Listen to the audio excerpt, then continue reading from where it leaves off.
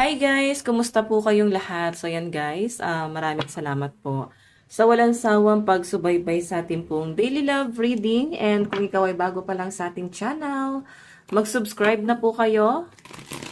Ayan, and i-click mo na rin yung ating notification bell para lagi kang updated sa ating mga bagong upload. By the way guys, siguro yung iibahin na natin yung schedule ng pag-upload natin ng collective kasi nababaliw ako ng tuwing umaga. Ako gigising, no? Para lang ma-upload siya ng maaga din. Okay, so gagawin ko na lang siyang hapon. Ayan, I hope na masubaybayan nyo pa rin siya guys. Kung mga ganitong oras ko siya i-upload.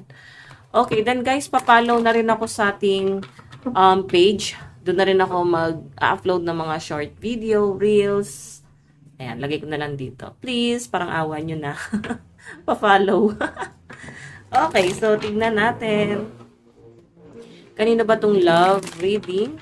So, yan, naglagay na tayo dito ng mga kolorete. Kasi, malapit na ang Christmas, no?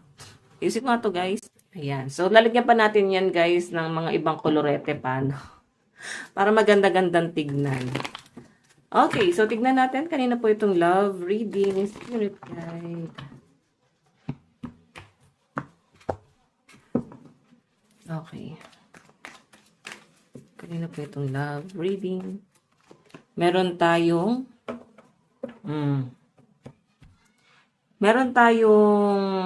Six of Swords. Relocation. So, isa guys sa mga pinagtatalunan nyo ng person mo is parang ibukod or panindigan niya kung ano man yung binuo niyang pamilya or kung paano niya kayo binubuo, no? Nakikita ko rito guys na na-appreciate mo naman yung person mo. Nakikita mo naman ano yung sacrifice niya, ano yung naging paghihirap niya pagdating dito sa relasyon na to.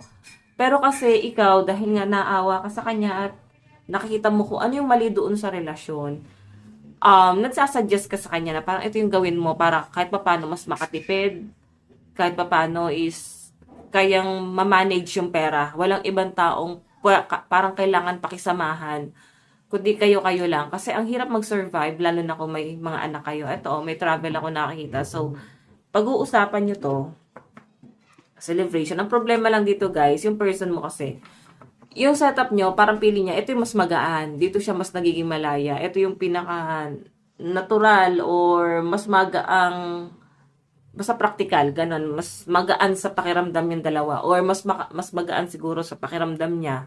Hindi niya, guys, nako-consider kung magaan ba to sa pakiramdam mo kasi pwedeng siya lang yung nagbe-benefits dito guys. Kasi tignan mo, nagtatrabaho siya para makapag-provide.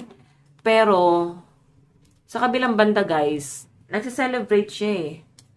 Oo, nagse-celebrate like, parang mas nagiging malaya siya, nagagawa niya pa rin bumarkada, makita yung mga kaibigan niya, mag-celebrate, mag-inom-inom, magbisyo, ganun yung pinapakita sa akin dito. Tapos ikaw, wala ka namang kasiyahan na nagagawa sa buhay mo kasi nasta ka lang niya eh. Hindi niya inisip kung ano ba, mababaliw ka ba na nasa bahay lang? Hindi niya naisip kung eto ba yung makakabuti para sa inyo. Isipin mo na lang kung nag-anak ka, tapos may magandang trabaho ka naman before. Ngayon, pwedeng sa bahay ka na lang, nag-aalaga ng mga anak. Then, yung person mo guys, ang ginagawa niya dyan, basta makapag-provide lang. Tapos, alam mo yon, nag-aano na lang siya guys, naglilibang lang siya para sa sarili niya. Okay? So, ayaw niya, para mas magaan sa pakiramdam niya, hindi para mas magaan para sa'yo yung ginagawa niya. Kasi, siguro iniisip niya, ay may makakatulong sa inyo para sa pag-aalaga ng mga anak, may nakakatulong sa mga gastos. Pero ang nangyari kasi guys, ang hirap explain eh. Paano ba to? Basta para kayong nakikisama sa bahay, tapos ikaw sa bahay lang, nag-aalaga ng anak. Ganun yung pinapakita sa akin dito. Tapos, pwedeng sinasalo ng ibang pamilya niya yung responsibilidad. Tapos siya, para siyang binata or dalaga na nagliliwaliw, ginagawa niya yung mga bagay na gusto niya. So, piling niya, ito yung mas madali, ito yung mas practical para sa kanya. hindi siya nahihirapan eh. Di baling ikaw yung mahirapan, wag lang siya yung mahirapan, no? Parang ganun yung nakikita ko dyan. Okay, so tignan pa natin.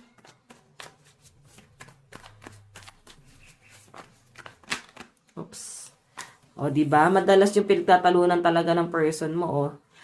Kasi bago pa lang guys lumabas yung ibang card, dito pa lang pinakita na eh. Na pinagtatalunan nyo dito na bumukod na tayo. Or kung nagsasama man kayo guys, gusto nyo guys siguro mag-relocate kasi ang daming gulo, pwedeng kung nagra-rent kayo guys, ayun may sumamang ibang card. Kung nagra-rent kayo, that card oh. Kung nagra-rent kayo, parang hindi siya guys nagiging wise, hindi nakakaipon, walang nangyayari. So, yung person mo guys, mahilig lang magpamilya pero walang kayang panindigan. Okay? And kung makita mo, nandito yung death card, sumama siya dun sa isang card, no? So, ending and new beginning to. Kumbaga, para sa inyo, iniisip mo dito, nasan yung mga pinangako mo? Nasan yung mga sinabi mo na ganito yung magiging buhay, magiging ganito yung setup natin. Hindi kasi nangyayari yun, guys. So, ang nangyayari dyan, guys, pinangahawakan mo pa rin yung mga pangako sa inyo ng person mo kahit wala namang nangyayari na dito, guys, no? Umaasa ka na lang dito. Yun yung malinaw dyan. Tingnan natin.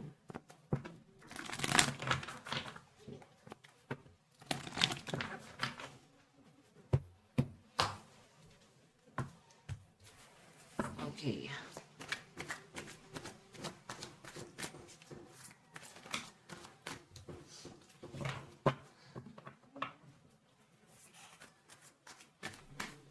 Meron tayong The Hierophant. Diba? May pag-uusap ito guys. Pwedeng may parents pa siyang na sulsol. Ganun eh. Yung pinapakita sa akin guys, tinotolerate, no? Tinotolerate ng parents niya yung mali. Yun yung mainam. Parang term na gamitin natin dito. Kasi namamagitan pa rin, no? May nakikialam talaga sa relasyon nyo guys.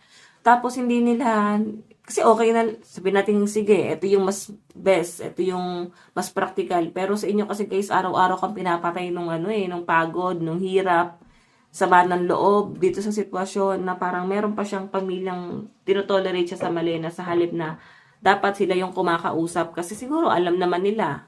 Kilala naman siguro nila yung anak nila na mali, no? Pero tinotolerate kasi guys, parang mas siguro nasanay sila, no? Hindi natin masisisi eh. Maski ikaw naman siguro kung meron kang maling nagagawa pagkasama mo yung pamilya mo, nasana yung magulang mo na ito yung ginagawa mo. So, sino kakampihan nila? Alangan namang kampihan nila yung person mo. Lalo na kung lumalabas dito, ikaw yung masama. Diba? So, titignan pa natin. Okay. Kanina po itong love reading.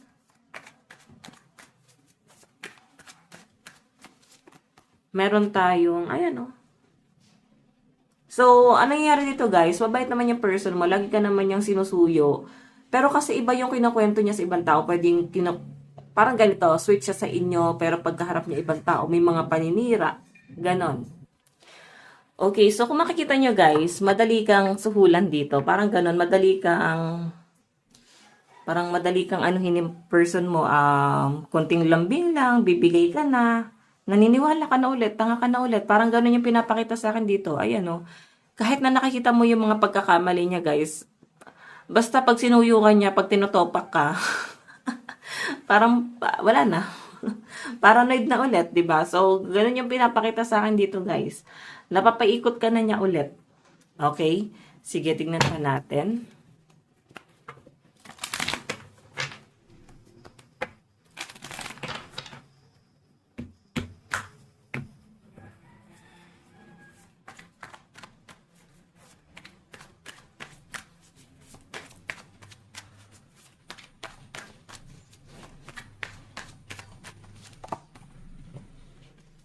Nako, pinagtataguan ka pa ng pera nito. Oo, may bisyo tong person na to. Pinagtataguan ka niya ng pera, pinaglilihiman ka. Basta may money involved dito na hindi niya na guys ino-open pa sa inyo. Ganon. Basta may mga mali siyang ginagawa, no? May bisyo tong person mo. Malakas yung energy ng ano air sign, Aquarius, Gemini, Libra, Cancer, Pisces, Scorpio, Aries, Leo, Sagittarius. Meron tayong King of Wands. So, yung pinapakita sa akin dito, guys, ikaw yung binabalikan niya, no? Ikaw yung sinasabihan niya na merong babae, merong lalaki. Sa inyo niya, guys, binabato. Ayun, no? Ikaw yung parang sinasabihan niya rito na ikaw nga yung may ginagawa eh. Or parang ano ba, nagloloko ka pag nagtatrabaho ka, kaya ang gusto niya nasa bahay ka lang. So, yung pag-control na ginagawa niya, guys, nagbe-benefits lang sa kanya lahat. So, gusto niya, kontrolado niya yung lahat. Ganun siya ka-emperor, guys. Ganun siya katindi. Meron tayong King of Pentacles. Actually, marami naman nagkakagusto sa inyo, guys. Hindi ko alam kung bakit parang kailangan mas piliin mo yung ganitong klase ng tao. Oo, yung maling tao.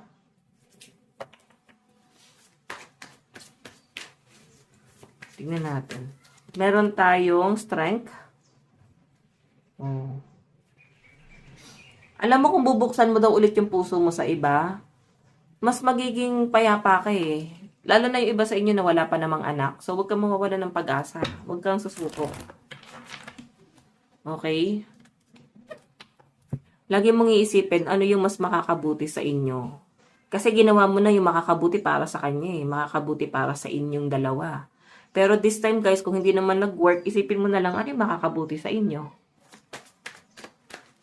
Meron tayong Ace of Swords. So, yung pinapakita sa akin dito guys, ano to? Konti na lang, no? Marami ka na rin nare-realize. Kumbaga, natatauhan ka na rin paunti-unti. Yung pinapakita sa akin dito, guys, parang naiisip mo na rin kung ano yung mga nangyayari and yes, mukhang totoo nga, no, na tama yung hinala mo na nagbe-benefits lang talaga lahat sa kanya. Ganon, na parang kailangan pumabor lang lahat sa kanya. Siguro late mo to na-realize kasi nagkakaroon ka na ng realization dito. May ibang person ang papasok sa buhay mo. Ayun, Leo energy. Okay, so titignan pa natin guys ha. Kunin lang natin tong card.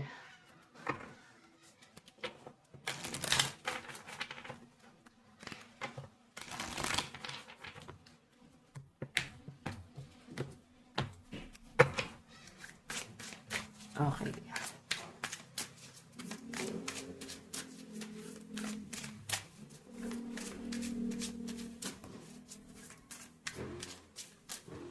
Meron tayong face, ano ba? Wait lang. Face what hidden truth will set you free. Diba? Ibig sabihin, kung haharapin mo yung katotohanan, mas magiging magaan. Sabi nga nila, acceptance is the best way to move on. So, kung tatanggapin mong ito na talaga yung sitwasyon, kung tatanggapin mong talagang wala nang mababago, wala na talagang mangyayari, makaka-recover ka na dito eh. Ikaw na kusang aalis dito, guys. Okay? Kasi iba sa inyo nagbubulag-bulagan pa rin. Okay? So, anong nangyayari? Kinukonsente mo. Kinukonsente mo yung pagkakamali na tong taong. Hinahayaan mo siyang gawin niya to sa inyo. So, nababasa ko rin kasi guys yung nararamdaman ng person mo. Talagang gusto niya na mag-end na kasi nakikita niya na ikaw mismo kahit na may pagbabago siya, pwede susumbat mo lahat sa kanya yon. Na parang kahit piliin niya na maging maayos yung relasyon niyo, parang takot siyang matalo dito sa connection yung dalawa. Ayaw niyang i-claim na siya talaga yung talo. Okay? Tingnan natin.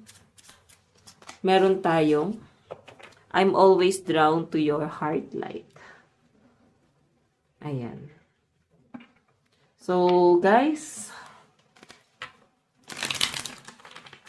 parang may mga bagay dito na okay, ang pinapakita kasi sa akin dito, minsan, meron naman kayong mga banding, may pag-uusap naman, pero parang hindi kasi naayos, no, kahit pag-usapan to. Meron tayong let's rebuild what we lost. Ayan, gusto pa rin pala niya talagang ayusin to. Ang problema lang guys, gusto niya manang dumistansya. So, pwede rin naman guys na wala siyang kayang gawin, kaya hindi niya maayos. Okay? Meron tayong forgive what you didn't know, still learning. Okay. Parang kailangan nyo daw guys patawarin ng isa't isa. Okay, kasi parang parehas kayo, isip bata pala eh. Wala kayong natutunan, isipin nyo kung may pamilya kayo, nadadamay na lang yung mga anak nyo. Parang parehas na kayo nagiging toxic. Siguro nagiging toxic ka na lang din talaga kasi yung person mo mismo toxic din. Yon. Okay, so dun tayo guys sa nararamdaman ni person.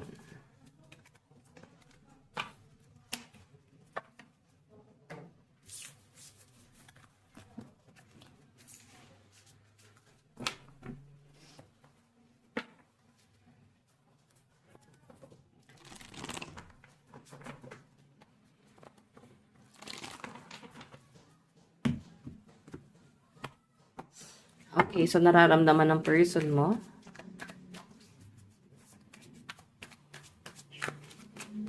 O, diba? Marami na siya guys kasi dungalingan. Marami na siyang nilihim. Basta nagsisinungaling na siya sa inyo guys, hindi na siya nagiging totoo sa inyo, no? Or mas madalas hindi na siya nagsasalita sa inyo, wala na siyang ino-open pa sa inyo. Kasi wala din eh, kahit magsabi siya ng totoo, magagalit ka. So ang ginagawa niya guys, nagsisinungaling na lang siya para hindi niyo na siguro pag-awayan. Or hindi mo na questionin. Okay, nakikita ko sa energy mo, medyo nagiging ano ka, nagiging matapang ka na dito sa sitwasyon na to. Tingnan natin. Meron tayong, di ba? Nahihirapan din siya. Nasasaktan. Basta toxic na tong relasyon na to, guys. Pagod na siya eh. Pagod na siya na lagi kayo nag-aaway. So, kaya namamagitan na yung pamilya. Kasi marami nang naapektuhan. Hindi dahil sa walang kontento eh. Hindi dahil sa hindi daw siya nakokontento. Kundi dahil hindi na talaga nag-work to. Lalo na kung lagi kayo nag-aaway. Or lagi mo siyang pinaghahanapan. Or lagi mo nakikita ko ni mali niya. So, saan na siya lulugar? Paano niya pa itatama yung sarili niya? Parang yung sinasabi sa akin dito. Parang, paano ko pa itatama yung sarili ko kung sa paningin mo na kahit tama, mali pa rin? Parang ganon. Okay?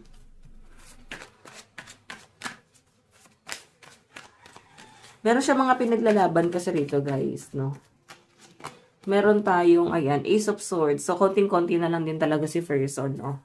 Kasi Ace of Swords, marami na yan nare-realize.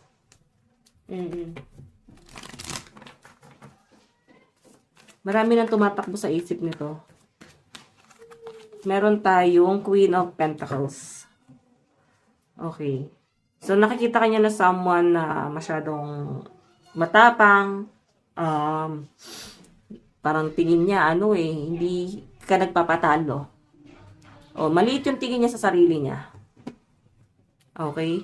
Siguro kasi mas ikaw yung may pera. Tignan mo, ikaw yung nagpo-provide dito. Ikaw yung may hawak na pera. So, siya, susunod na lang sa inyo. Kasi yun na lang yung kaya niyang gawin eh. Paglingkuran ka. Okay, yun na lang kaya niyang gawin.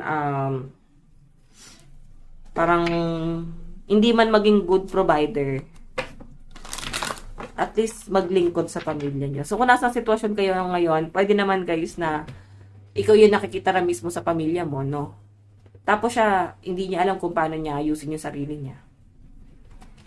Kung saan niya ilulugar yung sarili niya.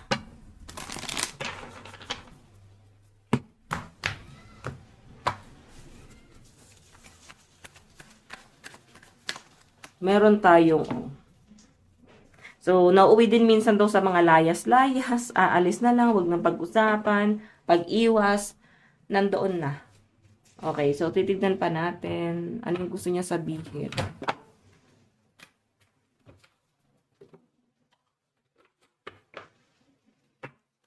So, guys, okay. Meron tayong let me go. I know, you deserve all the good things in this world and right now, I'm not in a space to give you the type of a connection you deserve. Live your life and let me go. So, siguro kasi may mga sumbat ka sa kanya na, ba't ikaw pa'y pinili ko? Bakit hanggang dito na lang ako? Sinira mo yung buhay ko. Mga ganong bagay. Kaya, siguro, tingin na person mo, hindi pa siguro huli ang lahat para sa inyo. So, gusto niya rito, sige na, palayain mo na ako. Palayain na natin ang isa't isa. Sinabi niya nga dito is, you deserve all the good things in this world. And right now, I am not in a space to give you all the type of connection you deserve. live your life, and let me go. Diba? Deserve mo daw mahalin, deserve mo yung mga bagay na hindi niya kayang ibigay sa inyo. Sa ngayon kasi wala daw siya guys, kakayanan, no? Wala siyang kakayanan na ibigay kung ano man yung mga demand mo sa kanya. Wala. Sabihin mo na daw na wala siyang balls. Sabihin mo na wala siyang paninindigan. Hindi niya na kayang pigain yung sarili niya eh. Hanggang dito na lang. Parang ganun. Ito lang yung talaga niyang kayang gawin. Meron tayong still listening.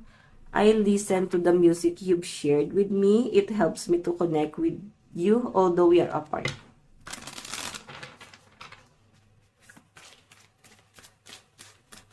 Meron tayong let the past go. Can we rewind? Kasi paulit-ulit na lang to guys. Ayun, no, sinasabi niya rito na, can we rewind time and go back before we were both broken down by life? Our past hold us back from our future. Siguro nandun na sa point na itong person na to.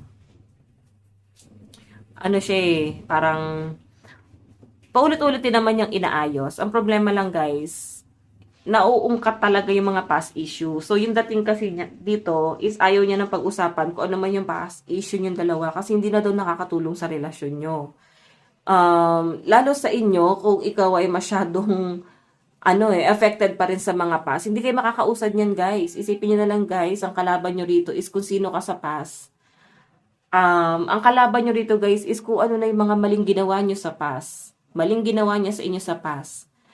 Kung nakikita nyo naman guys na ginagawa naman niya ng paraan, so bakit hindi? Ang masama rito wala siyang ginagawa. So doon ka na mag-isip.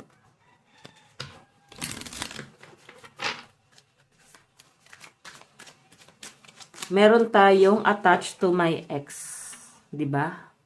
May nai-issue rito guys na past person pala. Ex niya siguro to. O pwedeng ikaw yan kung ex ka na niya. Pero kung magka-relasyon kayo, I think ex niya yan. Pero kung ikaw yung ex, yes, ikaw yan. Okay? So kung magka-relasyon kayo guys, pwedeng may ex dito na parang iniisip niya pa rin na parang mas worth it siguro kung yun na lang yung binalikan ko, yun na lang pinatulan ko, na ganon. Pero kung ikaw na yung ex dito, so iniisip-isip ka nito. Konting-konti na lang to guys, no? Mukhang pasuko na tong si person. So, sabi niya rito, you're so special. You're truly divine. I've never felt energy like yours before and I can get enough. Okay, so malakas ang air sign, Aquarius, Gemini, Libra, Aries, Leo, Sagittarius, Capricorn, Taurus, and Virgo. So, mag-overall pa rin tayo, guys. Okay, meron tayong Capricorn, Leo, Sagittarius, Virgo. Okay, Capricorn pa rin, Taurus, Pisces, Gemini, Aries, Leo energy. So, tignan pa natin sa side mo naman overall.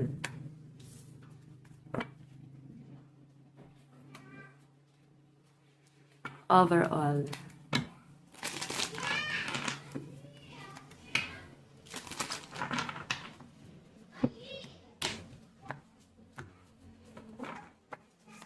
Overall energy mo.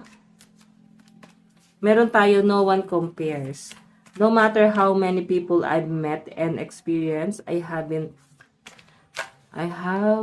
there's no one who compares to you. Okay, so, parang feeling mo wala ka nang mahanap na katulad ng person mo. Parang 1 in a million siya, no? 1 in a million.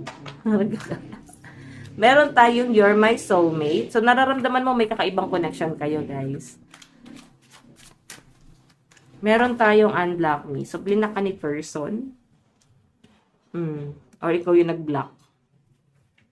So, yung nararamdaman mo sa kanya is, ayun, baka nga hindi pa ngayon. Parang may isip mo rin, baka hindi pa ito yung tamang panahon. Parang kailangan mo rin ng distance. Kailangan mo rin dumistansya. Parang gano'n. Tignan natin yung zodiac sign. Meron tayong Pisces, Libra, Capricorn, Taurus, Sagittarius, and Leo energy. Meron tayong Aries, Virgo, Cancer, Scorpio, Sagittarius, and Leo. Okay. Aries, Gemini, Taurus, Pisces, Capricorn, and Leo. Nalakas sa mga fire sign dito. So, tignan natin guys in the near future. In the near future. Saan na ito papunta? Knight of Wands. Knight of Swords. Galit na galit si person. Ayan. Nagpupumilit siyang kausapin ka. Galit na galit siya rito. Siguro kasi blinak. In-unfriend na naman sa lahat ng social media. So guys, ito ha. Huwag yung tatrabahuin niya. Napaka-immature ng ganyan. Oo. O, diba? Queen of Pentacles. Nagtatago ka. Gusto mo nang dumistansya. Alam mo yung datingan dito sa akin, parang isip patake.